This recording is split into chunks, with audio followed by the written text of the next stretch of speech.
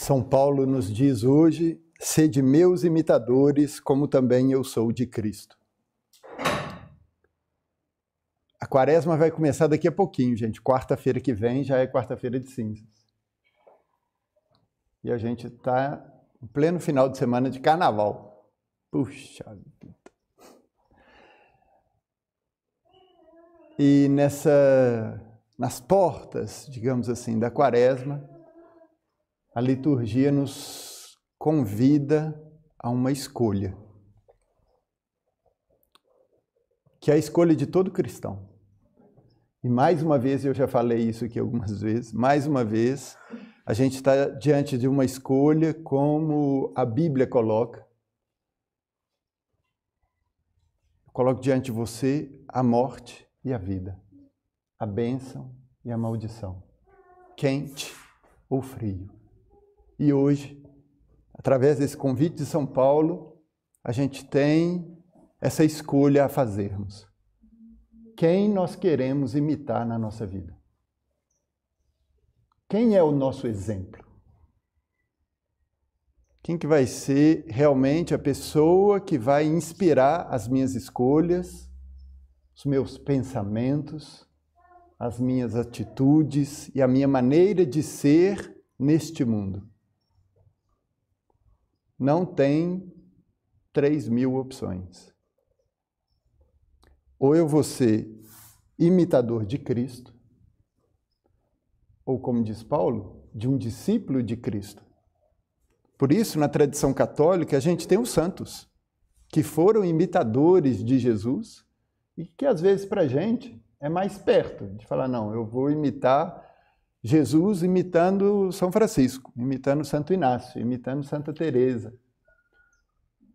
Isso é bíblico, gente. Sede meus imitadores, como também eu sou de Cristo. Paulo falando, hein, gente? Não é o Padre Luciano, não. Eu estou longe de poder falar igual Paulo. Mas a gente é convidado a imitar alguém, que é Jesus. E se eu escolher de não imitar Jesus, eu vou imitar outra pessoa. E na Bíblia não tem muita escolha. Se eu não imito Jesus e as suas atitudes e a sua maneira de ser neste mundo, eu vou imitar o diabo, que na Bíblia aparece em grego diabolos. Quem é o diabo? Quem é o diabolos? É aquele que divide e acusa os irmãos. Está aí. Não adianta eu falar, eu quero imitar Jesus e assumir uma atitude de divisão, de acusação, de violência, de ódio. Quando eu assumo esse tipo de atitude, mesmo que eu me iluda falando que eu estou imitando Jesus, não estou. Eu estou sendo, como diz João no Apocalipse, o acusador e o divisor dos meus irmãos. Como que eu faço, então, para imitar Jesus? É o que eu dizia ontem na Eucaristia para os nossos irmãos de BH e repito aqui hoje para todos os irmãos da comunidade, no início desse nosso ano comunitário, mas também para todos vocês. Para imitarmos Jesus, basta olhar para o Evangelho. E hoje, de maneira muito clara. Exclusão ou compaixão? Jesus, cheio de compaixão. Como nós precisamos hoje, na nossa igreja, descobrir a compaixão. E em todas as nossas missões, gente, aí eu falo para todos do Caminho Novo, mas para todo mundo que está nos assistindo, em todas as missões da igreja, mas também e principalmente da Caminho Novo, que tudo que a gente faz e anuncia nas nossas missões seja uma imitação da compaixão de Jesus. Compaixão. Ah, padre, mas como é que faz então para ter um coração cheio de compaixão e uma atitude de compaixão como de Jesus? Vamos olhar para Jesus? E ele nos mostra 3 pontos fundamentais para a compaixão. Primeiro ponto, o encontro. Não tem compaixão sem encontro. E encontro com aquele, muitas vezes, que a gente não queria encontrar, ou que a gente não poderia encontrar, porque está excluído do acampamento, está excluído da igreja, está excluído da sociedade, está excluído da comunhão, está excluído. Toda e qualquer forma de exclusão. É para esse que Jesus vem primeiro e é em direção a esses que Jesus quer que nós vamos. Para um encontro. Um leproso chegou perto de Jesus. Deixar o outro chegar perto de mim. É a primeira atitude de compaixão. Quantas vezes eu não afasto o outro, porque ele não faz parte? Vocês viram a primeira leitura? O leproso devia andar com a boca coberta, cabelo todo atrapalhado, igual o meu, gritando, impuro, impuro. Impuro, não podia chegar perto da comunidade. Quem são os impuros hoje no nosso mundo, na nossa sociedade, na nossa igreja? Quem são aqueles que hoje, de uma maneira ou outra, estão gritando aí na rua, impuro, impuro? Ou que, pior ainda, outros, e às vezes até na própria igreja, estão gritando, apontando, impuro, impuro, você é impuro. Nada mais contrário do que a atitude que Jesus nos pede como cristãos. Porque para termos compaixão precisamos de um encontro. E um encontro com todos. Ninguém está excluído. Ninguém. Ah, padre, mas é difícil. Ai, como é que eu vou fazer? Faça igual Jesus. Não tenha medo de ser atacado. Porque Jesus, ele mesmo foi atacado e criticado. Quem é esse amigo de publicanos e pecadores que entra na casa de um pecador e vai comer com ele? Ele não sabe quem é essa mulher que está tocando nele? Se ele fosse realmente quem ele diz que é, ele saberia que é uma pecadora. E Jesus deixa. Para falar a verdade, ele não está nem aí porque os outros falam. O que ele quer é ir ao encontro da ovelha perdida. É ele que fala. Eu não vim para quem é sadio. Eu vim para aquele que é doente. E eu vou atrás daquele que está doente. Moralmente doente, psicologicamente doente, religiosamente doente. É esse que eu quero encontrar. Primeiro ponto da compaixão, encontro. Segundo ponto para sermos um coração cheio de compaixão, para sermos compassivos como Jesus, é o diálogo. De joelhos pediu, se queres, tens o poder de curar-me. Jesus ouve. Ele não apenas vai ao encontro, mas ele ouve o outro. E muitas vezes é Jesus que toma a iniciativa. O que queres que eu faça por você? O que você quer? E no caso desse leproso, que a única coisa que ele podia falar era impuro, impuro, impuro. Diante de Jesus, ele vê a possibilidade de um diálogo.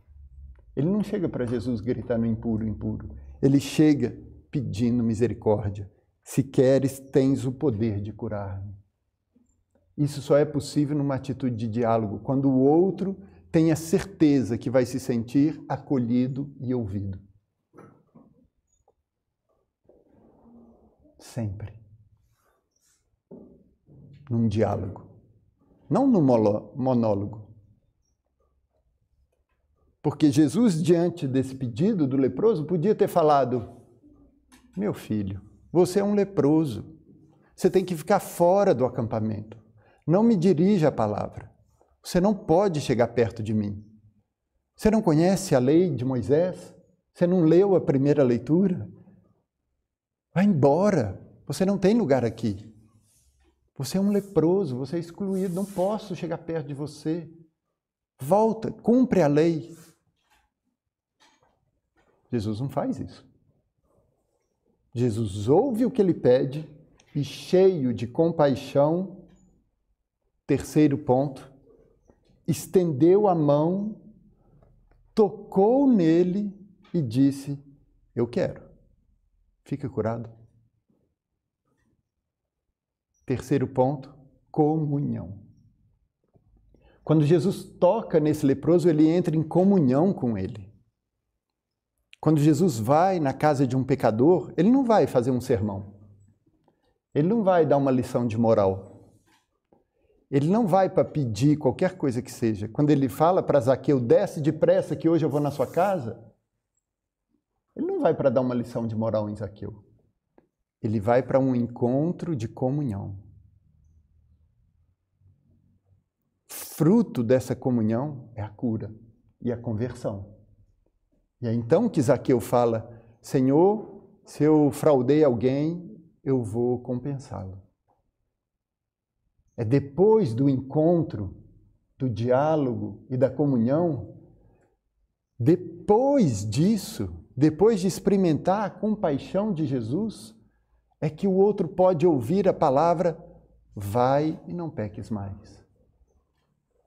Nunca Jesus começa por aí, com uma lição de moral. Nunca. Porque ele sabe que não funciona.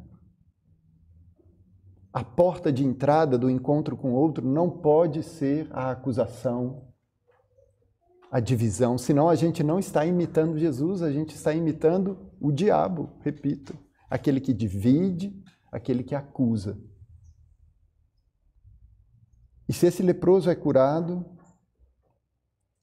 é porque Jesus aceitou o encontro, o diálogo e a comunhão, para poder fazer com que esse leproso experimente a compaixão de Jesus, sentir a dor do outro, sentir a alegria do outro, sentir a exclusão do outro, profundamente. Meus irmãos, minhas irmãs, vocês que nos acompanham aí pelo YouTube, às portas da Quaresma, o Senhor coloca diante de nós uma escolha. Como que nós vamos viver a nossa Quaresma? A quem eu quero imitar? Ou eu vou imitar Jesus e pedir a Ele um coração compassivo, capaz do encontro, do diálogo e da comunhão, ou eu vou imitar o diabo, que divide, que acusa, que rejeita. A gente vai fazer um minutinho de silêncio. Eu queria pedir para vocês, para quem quiser, claro, de pedir ao Espírito Santo essa graça, de um coração compassivo, de ter em mim essa graça da compaixão, um coração igual ao coração misericordioso e compassivo de Jesus. E para me ajudar, eu posso ver na minha vida hoje um desses 3 pontos, talvez seja os 3, quem sabe, que eu precise mais na minha vida hoje. Talvez eu precise de um coração compassivo mais aberto ao encontro, porque nem encontrar o outro que é diferente de mim eu estou conseguindo. Eu estou evitando o encontro. Eu não quero. Eu nem desejo isso. E eu não consigo entender a frase de Jesus: eu quero. Será que eu quero realmente imitar Jesus? Talvez eu tenha que pedir essa graça do encontro, ser uma pessoa mais aberta ao encontro. Encontro com todos, sem filtro.